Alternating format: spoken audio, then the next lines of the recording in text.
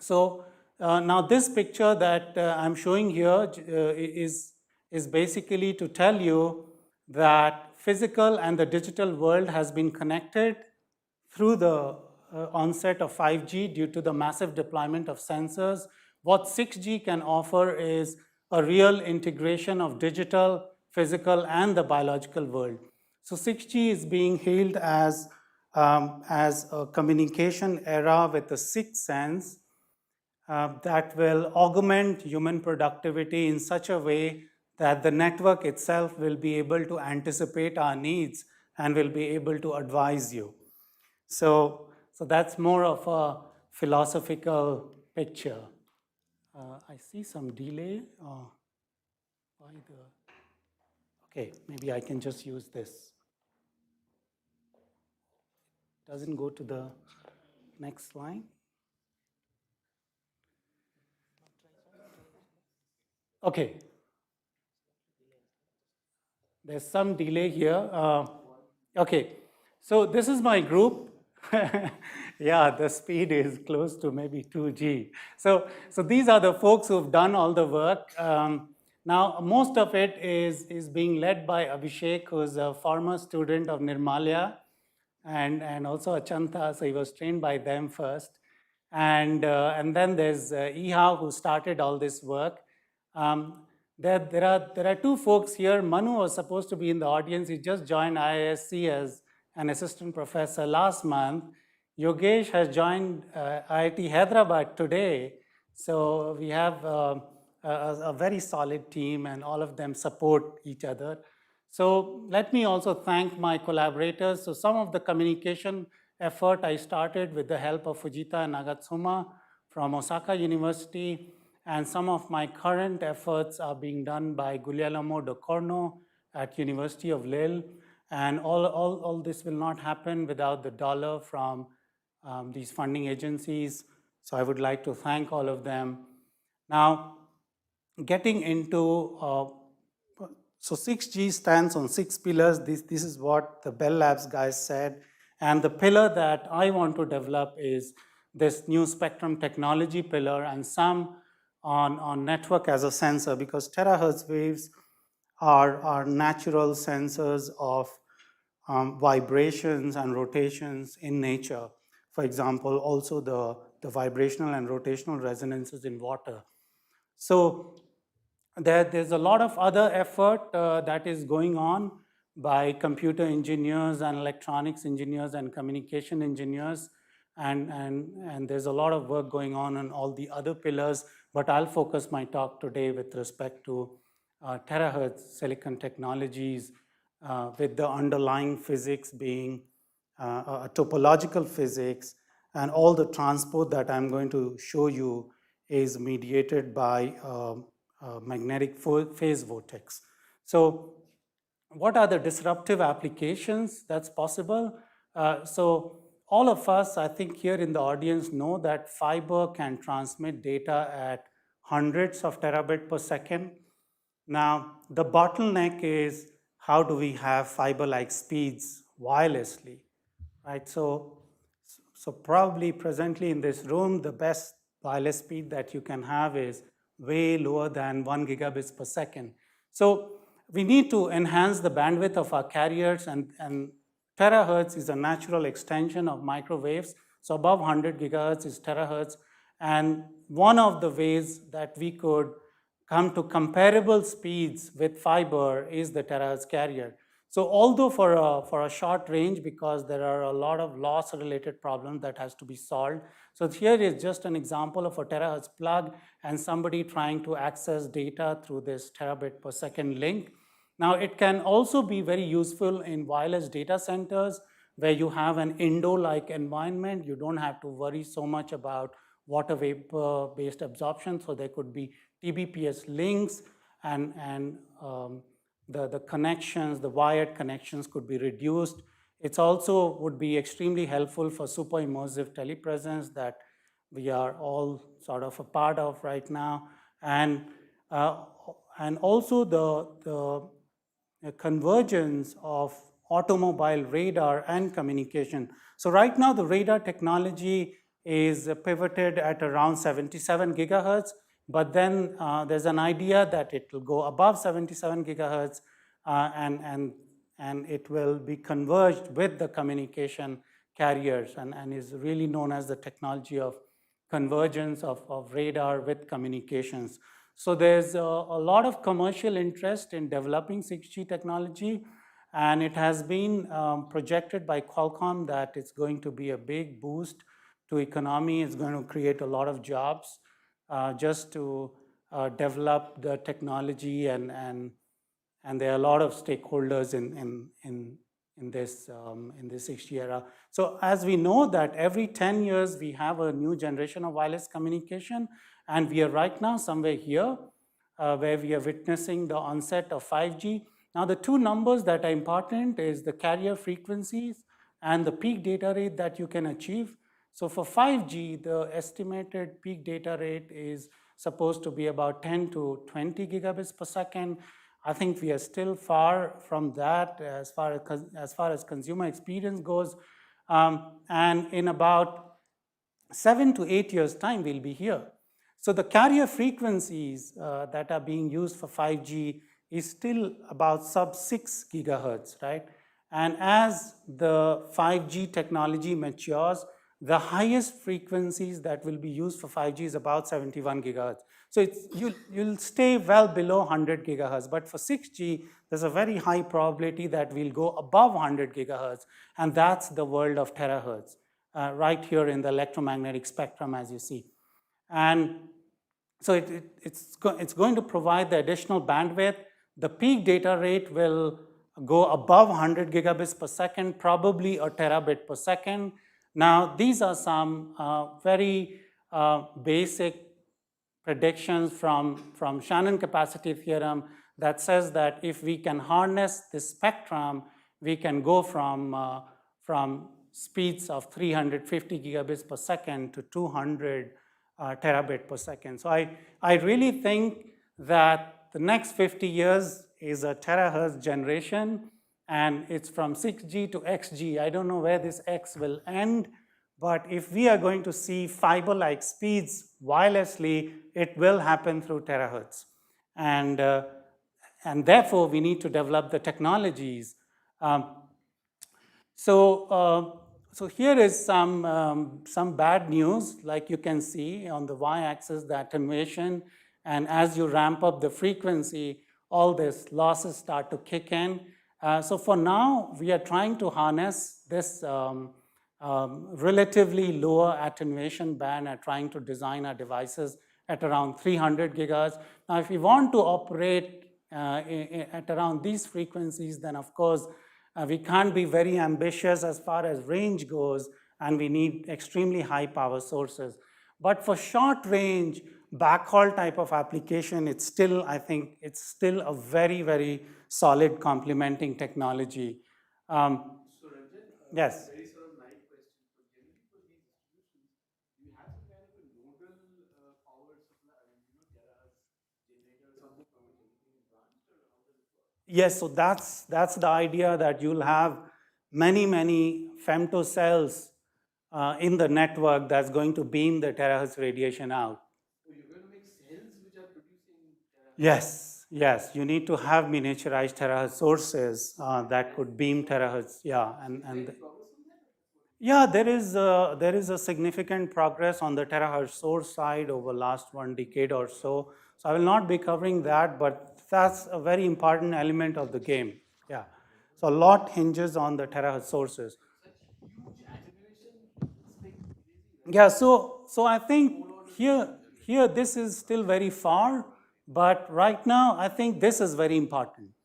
So we can still have these channels where the attenuation is low, and also this is huge bandwidth. So if we could harness this bandwidth, we will see terabit per second of wireless speeds. So that's the goal for next 7 to 8 years. So Ranjan, quick follow-up question. Yeah. Super. I think very basic question. You mentioned the channel and you mentioned the source as well. So no problem with detectors. Do they already exist, or? Detectors are there. Detectors need to be improved. So high-speed detectors are very small in number, so there has to be, so source will be used, source, there's no doubt that photonic source will be used, but for detectors, we are still limited by electronics. Yeah, photonic detectors is still a problem at terahertz. You want to exploit silicon photonics for this purpose? Yes, so silicon photonics will help us in the manipulation part, the transport, antenna designs, modulation, and so on. So here, what I'm trying to show you is that with lesser bandwidth, you need to go for a more complex modulation if you want to get to this number of terabit per second. For example, with about 160, 180 gigahertz bandwidth and 64 QAM modulation, you can get to about 1 terabit per second of speeds. So with just on-off or simple modulation schemes, you need huge bandwidth, but huge bandwidth will not come so easily. We'll be somewhere around this region, 100, 200 gigahertz. It's a quadrature amplitude modulation where we harness the amplitude as well as the phase character of the wave. Now, in terms of the distances, we can't be very ambitious. I would still say that these distances are very ambitious. These numbers are not conservative in my estimates, but this is a 6G white paper that was published by Finnish group, and that's what I'm flashing. But we have to work in these channels of low attenuation if we want to achieve the range for communication. In the carrier aggregation picture, where do we stand? So like I said, terahertz is not going to be a disruptive technology. It will be a complementing technology. And you can see here that for an ultra-high throughput, for example, you need, it will act as a big pipe of data flowing component that can feed data into other channels, right? And so you'll get the range using all the other generations, the primitive generations, and this will be only for backhaul or for short range. But even then, it has a very high utility. If you look at this picture again, that gives you some fair idea of how the range will be. You can see that these circles or ellipses for terahertz is the smallest compared to the microwaves, which are basically the millimeter waves, and then the other radio waves, the longer wavelength radio waves. So this is just to give you a complete picture of how the carrier aggregation part looks. Now, if we want to beam signal over the air, we need to solve problems on chip. And I think a lot of us in this audience may know that there's an interconnect bottleneck in all the chips. So this bottleneck you could describe in terms of a figure of merit. That's a product of bandwidth density and energy efficiency. So bandwidth density tells you how much of data you can pack per millimeter square, and energy efficiency is how much energy it takes for 1 bit of data to move, for example, from CPU to memory. And as this interconnect distance increases, so for example, when it increases from 1 millimeter to about 10 centimeter, there's a 2 to 3 orders of magnitude drop in this figure of merit. And that drop is due to the joule losses here, because typically these interconnects are copper wires. Now, what about replacing these interconnects with silicon, which is a dielectric? So here I just give you an example of just connecting the transmitter and the receiver side with an interconnect that has bends. So having bends in interconnects allows you to have denser integration, and having bends will come with its own challenges, but then it helps the problem of integration. So some rough estimates of what copper interconnect can provide and what a silicon interconnect can provide. You can already see that there's no joule loss in silicon, so it can provide much higher. Huh? What is the architecture of the interconnects you use? It's just a waveguide. So for copper, it's a connection, right? And for silicon, it's a photonic waveguide. Yeah, so the idea is that we can evanescently couple from a terahertz antenna, you can evanescently couple into this waveguide mode. And then here again, The question was regarding architecture. Are you using one-to-one architecture or this? the waveguide architectures? Yes. No, so it's a very simple wave. It's very simple waveguide that we are using. Yeah. So yes. What is the general loss process in such kind of systems? What is the origin? So Joule losses mainly. Yeah. So interconnect losses are mainly Joule losses, and that's why you just can't pack too much data there. As you ramp up the frequency, your Joule losses ramp up. So that's why I think dielectric is a good way, and what better dielectric than silicon. One more quick clarification. Yeah. When this is silicon waveguide, what's the high index medium and what's the low index? Silicon is the high index. Yes. So SOI quartz could be the low index. Yes. So that's a good question. Now I showed you that in the previous slide. I showed you that there was a bend in the interconnect itself. Now something cool came in physics that could be used in photonics. Now it's the physics of topological insulators, where people came up with this idea that an electron can almost superconduct at the edges.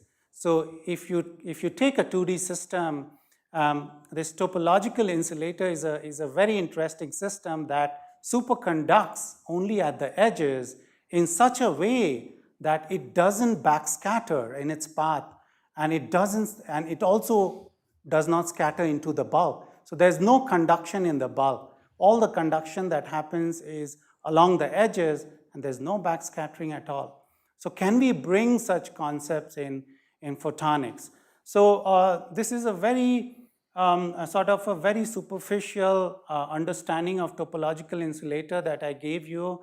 If you need more details, you could read these papers. A Nobel Prize in 2016 was awarded to Haldane and two other guys, Kosterlitz, and the third guy, I don't remember the name. So now, so what exactly gives this feature of unidirectional robust propagation? So if you start with an insulating system, again in 2 dimensions, and apply a very high magnetic field, you set the electrons into this circular precession, and this is at extremely low temperatures. And when that happens, there's a quantum-like state that opens up between the 2 bands that you see. And this quantum-like state is what gives you the unidirectional robust propagation of the electrons that you see here. So there's a forward propagation here at the bottom edge and the backward propagation at the top edge, and in the bulk there's no transport that is happening. And that transport is reflected by the finite group velocity of this line here. And also, when transport is being dictated by this dispersion, there's no state for the electrons to make a U-turn. They cannot backscatter, and they cannot scatter into the bulk. So I think that's really the key to the performance of these fermionic systems. Now, in modern topological, yes. What does it do? It cannot backscatter, it cannot. It just forced to go in the forward direction. Yeah, just forced to go. It can, if you put a defect, it can go around the defect. So therefore, disorder in the system doesn't affect its propagation. There's no propagation loss in the system. Ranjan, this effect what you're talking about, Yeah. is the edge current effect? Yes, it's the edge states. These are the edge states. Yeah, it's a quantum Hall effect. Yeah. So yes, it's the edge states. And in the modern topological insulators, all of this physics is true, except the fact that there's no external magnetic field that's applied. This effect comes due to band inversion and due to strong spin-orbit coupling. So strong spin-orbit coupling leads to band inversion and opening up of this topological surface state. So it's again insulating in the bulk, but conducting on the surface.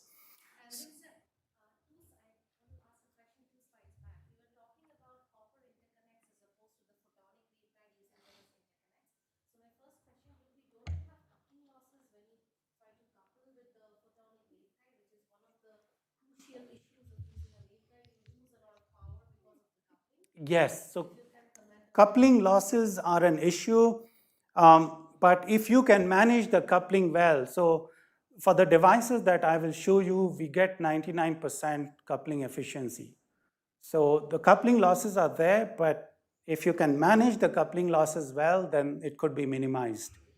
Yeah. So when you're talking about copper interconnects, those are generally like charge pads that generally people in the chip uses, where your DC signal comes in and you charge it, and the rest of the chip charges up. So are you talking about sort of replacing them as well, if I understand that correctly, or did I understand it wrong, that you are basically, because copper will take electrical signals and silicon will take photonic signals. Yes, yes. So that's what I said, that you need to radiate the electronic signal through an antenna on chip into the waveguide mode. Yeah. So electronics to electromagnetics, yes. So now all of this effect, how do we induce these effects in photonic systems, right? So these are the sort of the features that I just summarized of topological insulators, mainly with respect to fermionic systems. So people in photonics are very smart. They came up with ways of inducing such a quantum-like state in photonic systems with these features. Now, these are just features that I have highlighted here. I'll tell you how we achieve all of this. So you start with a honeycomb lattice, break the symmetry. So time reversal symmetry cannot be broken, especially at optical frequencies, because of the high frequencies that we have, right? And it's so problematic. So at microwave, people can do, because you have the magnetic materials respond to microwave radiation, but at optical frequencies, you don't get response to external magnetic fields. So, so the way people did it was to play with geometry. So for example, we can start with a C6 symmetric structure. Here the symmetry is broken, so you can start with identical triangles. So identical triangles will give you a Dirac-like dispersion here in your band structure when you look at the omega k, the omega k distribution here. And Dispersion, that means huh? around the Dirac Yes, linear dispersion. you get linear dispersion. And this is for a perfectly symmetric unit cell. Now, when you break the symmetry of this unit cell by making one triangle small and the other triangle large, you open the gap here. And now we need to do something so that a quantum state comes into existence here. Now, this is an image of a real sample. It's 200 micron thick, high resistivity silicon with etched holes. So these triangles are etched holes in a silicon membrane. And we do it through deep reactive ion etching.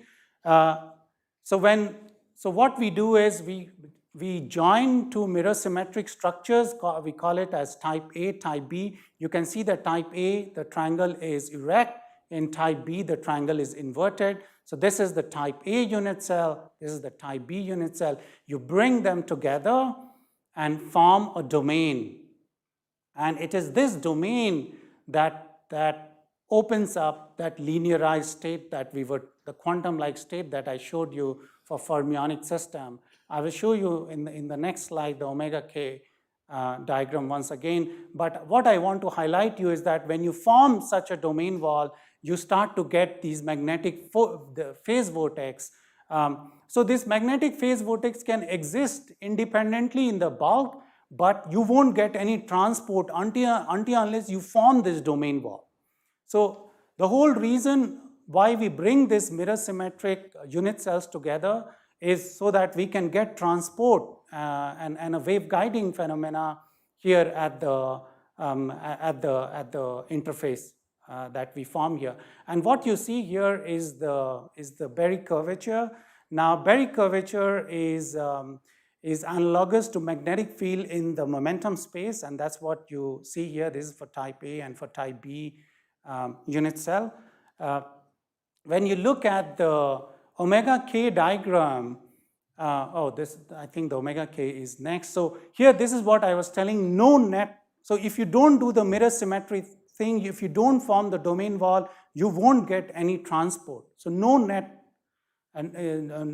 current that flows through just either type A or type B. But when you bring them together, so when you can see that on the top is type A, and here is the domain, and the bottom is type B. When you bring them together, you see that there's transport happening at this edge, at the interface, and this is the edge state. And it's a valley-locked edge state. To show you or to convince you why it's valley-locked, we can look at this omega k diagram where so you can form the interface by either keeping the B type on the top, A type at the bottom, or vice versa. But then this is the linearized state that you get when you look at the omega k diagram. So when you have an AB type of interface, you get forward propagation because the slope is positive here for AB type. And you get for BA type, you get backward propagation because of this negative slope. And it's locked to this K valley here. Okay? So you get valley locked propagation really in these systems. Now, what we did is we took that domain and twisted it with 10 sharp bends and did some transmission measurements. So here is the data with straight waveguide and 10 bend waveguide, and you can see that we get very high transmission. This is a topologically trivial waveguide. You can see that the bending loss is extremely small through a topological waveguide compared to a conventional photonic crystal. And then we wanted to do some communication experiment or data transport, and we could just through some simple on-off modulation, we could get about 11 gigabits per second of data transport. And beyond that, because this device has a fixed bandwidth, the bit error rate increases. Here is a clear eye diagram. This is how the setup looks like. I want to show you an interesting video. Oh, the threshold is basically because of the bandwidth limitation. And how do you cross the threshold? Oh, you mean this? It just shows that the bit error rate in the system increases. Yeah, This slide was flat, and suddenly threshold behavior is there, right? yes, so this is like a cutoff for the bandwidth that we have. So roughly we have about 25 gigahertz of bandwidth, 25 to 27 gigahertz of bandwidth. Half of that we can use by using on-off modulation.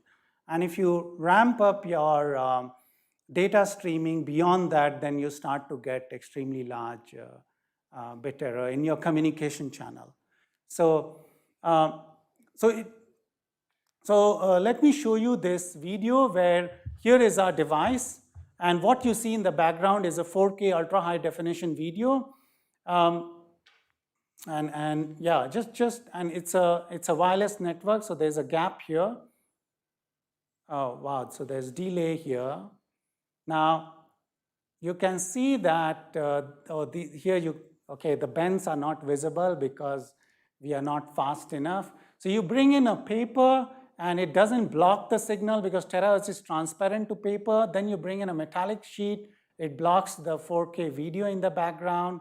Now, this video data is being sent through this device, and what we are trying to show is that the device is a part of a wireless network here. So we improved the performance of these devices a little bit. Here we could improve the bandwidth a little bit from about 25 gigahertz to about 30 gigahertz.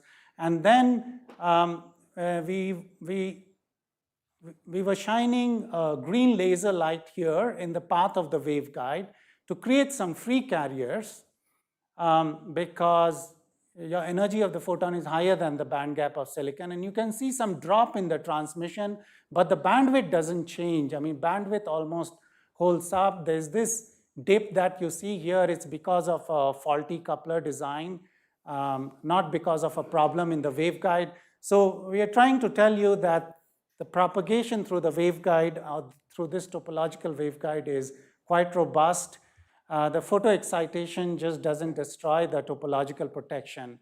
And then we also did some quadrature amplitude modulation communication experiment with this, and could ramp up the data rate to about 160 gigabits per second. This is how the constellation looks like.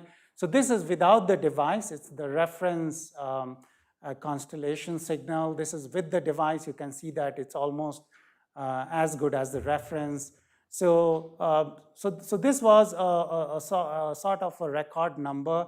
Now we've even exceeded this, because now we have even better bandwidth devices. So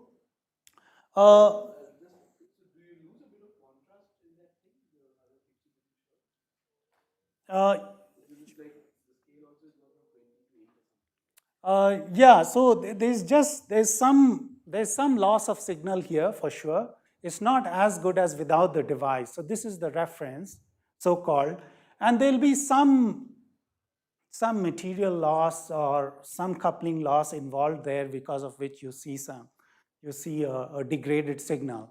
Now, all of these topological photonic devices that were being reported, most of the people were showing that these are narrow bandwidth devices. So the bandwidth was not more than 5 to 10% at the central frequency, whatever frequency they were working. So the bandwidth is limited by the contrast between air and silicon, because these were holes drilled in silicon. Now, so we hit really a roadblock as to how to enhance the data rates to these devices. And then we started to look at different geometries, and my PhD student, E.G., he ran an optimization program looking at different shapes. And so these are the two axes that you see. Basically, in the unit cell, you start from triangle and start to look at other polygonal shapes, and take a ratio with the period of the lattice, and this is the number of the vertices that you can have in the polygon itself. And we could optimize the bandwidth quite a bit. So here is how our previous designs looked like, the primitive design, about 9% bandwidth, but now we could go up to 42% bandwidth just with playing with the geometries.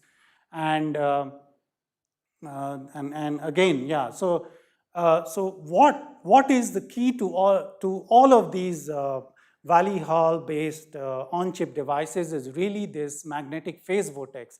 So as long as you have this phase vortex, you'll get beautiful transport. So really the geometry and the shape doesn't matter. As long as you get this, this very nice vortex that will help you get the net transport in a waveguide geometry, you'll get excellent performance. So this is how the Berry curvature looks like at the lower band, even for these dodecan. These are 12-sided polygons, basically. And here is again the transport when we put these nearly circular shaped polygons together, and again you get like a nice waveguiding effect with a higher bandwidth. So we could enhance our bandwidth from 30 gigahertz to about 141 gigahertz. Of course, there were some challenges. This is for just a linear waveguide. You could see how because of the vortex on the top and vortex at the bottom, you literally see the walking performance of the photons here at the edge. It's basically the edge state mediated by the magnetic phase vortex. So these devices we've still not done, because you can see that there's at the center it's an air hole. We don't know how to fabricate these devices, how to hold these devices. There are some challenges there. But if we could do these devices, we will be able to achieve 1 terabit per second of data speeds on chip. So we continue to work. I don't know how much time do I have? Oh my God, just 2 minutes. Okay, so from waveguide we went to waveguide to cavity.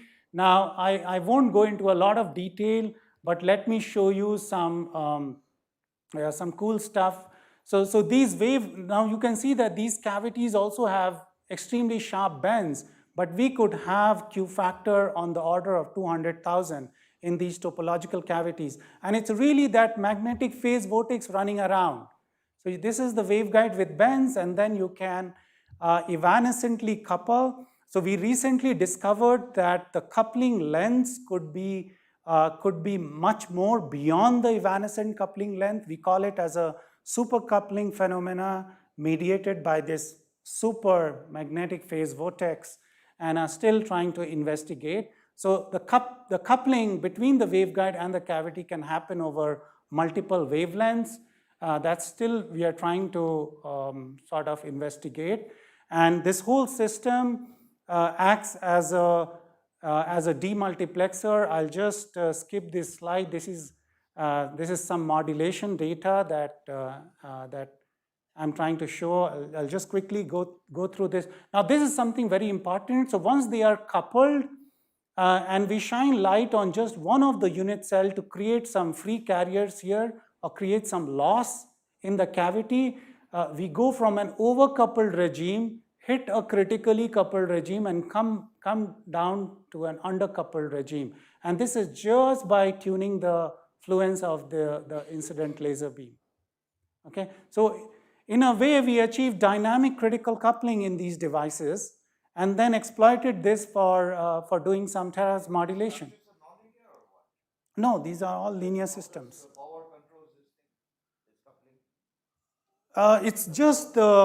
It's just the interplay of the coupling. It's interplay of the loss in the cavity. So it's the line width. So when the line width of the cavity becomes identical to the coupling. Finally, the result is power dependent, right? Yes. This is power. Yeah, so what we are doing is basically making this cavity lossy. Lossy to a point where the line width of the cavity becomes exactly identical to this coupling coefficient. Yeah, so yeah, that was a very good question. Yeah, so it has a modulator application. We did some chopper-based modulation at 10 kilohertz rates. So if we can do some ion implantation here and could induce fast carrier dynamics, we could design gigahertz level modulators with this. I will not have time to go into details of a demultiplexer, but just that we can feed two different carrier modulated signal at this input end, such that one signal could be trapped in the cavity and the other signal could just go in this waveguide. So this, because you have a broadband waveguide here, you can channel 40 gigabits per second of data, and here it's just a smaller speed data that you could transmit. But it acts as a natural demultiplexer with near perfect isolation.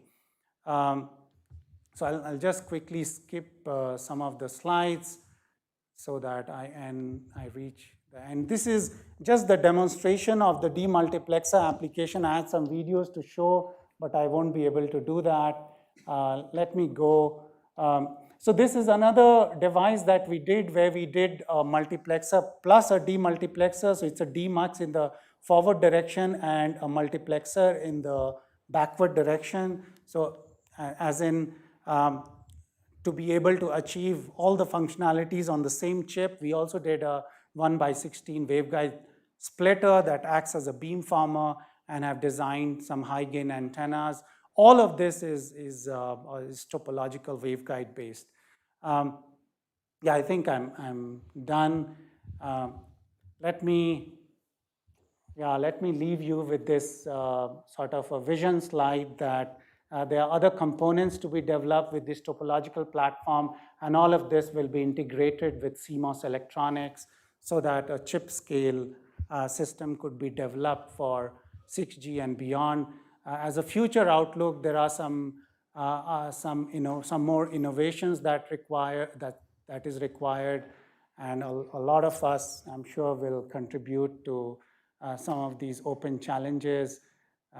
This is really my last slide, and this is where I had started, where 6G will be a true network with a sixth sense and a real convergence of digital, biological, and the physical world, and just the efforts that we have globally, and these are the efforts that I have in Singapore.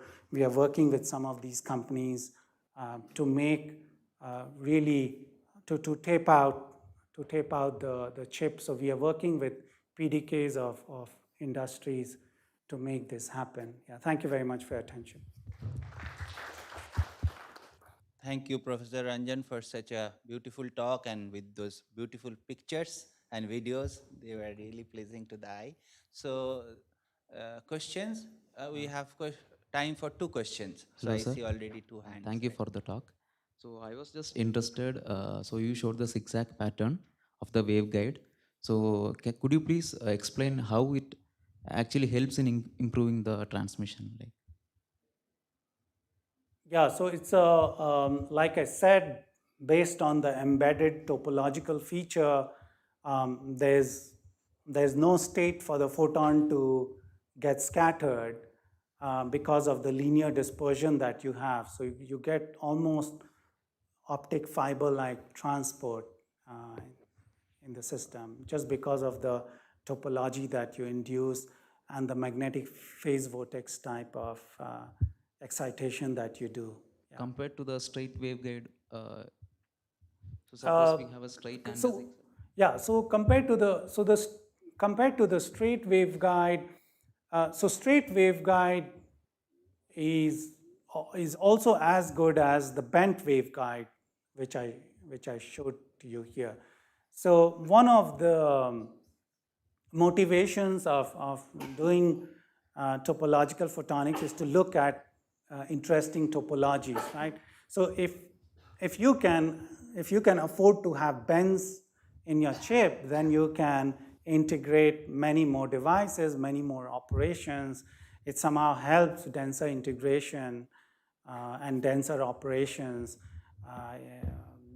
not just for waveguiding, but also for some phase shifter based modulation of signal on chip. So the straight waveguide performance that I showed to you was just as a reference to compare the performance of the bent waveguides. So the bent waveguides are as good as the straight waveguides, but they are not identical. There are losses at the bends because in these systems, like I said, the band gap is not huge, so there will be some leakage at the bends. So there is some finite bending loss, but it's extremely small. For conventional photonic crystals, they cannot manage so many bends. Yeah. Thank you.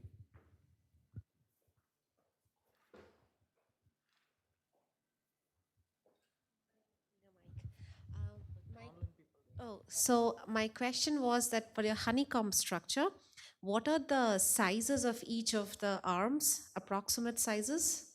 Yeah. So the sizes are about 250 micron or so. Yeah. And then, for example, the moment you have so many edges, when you will Yeah. go for fabrication, you will be rounding off those edges when you will be etching. Not necessarily at the scale that we are working. So at 1 terahertz, the wavelength is about 300 microns. So we are in sub-millimeter regime. These are not nanostructures, so we almost always get sharp edges. Yeah, but like I said, those edges are not that important. We've looked at these dodecagon structures, which are almost circular, to enhance the bandwidth. So if we get too picky about the shapes, then what's the use of these topological stuffs? So the whole idea of topology is, you twist the system in whatever way you want and still get awesome performance. Yeah. Okay. Okay. Okay, one more. Just one thing. I might have missed this. The role of OAM, Ranjan, what exactly do you envisage? Yeah, so the magnetic phase vortex that I showed is it has a charge of 1. So these are OAM beams. And we are still trying to investigate if there's anything new there compared to what OAM community already knows or has done. But for all Valley Hall topological systems, I cannot comment on spin Hall and other systems, but for Valley Hall systems, it's really the magnetic phase vortex that gives the performance that we have. That are not a lot of people, nobody is talking about it. And people are like too hung up on talking about integral Chern numbers. We figured out that's not true.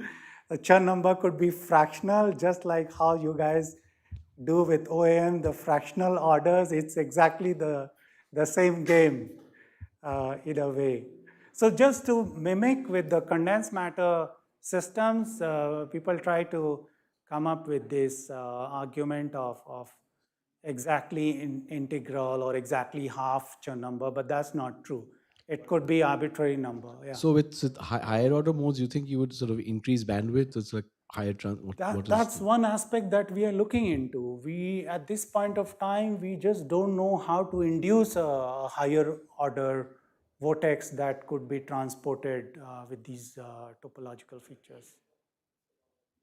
Yeah, if you have ideas, yeah, we should talk about it.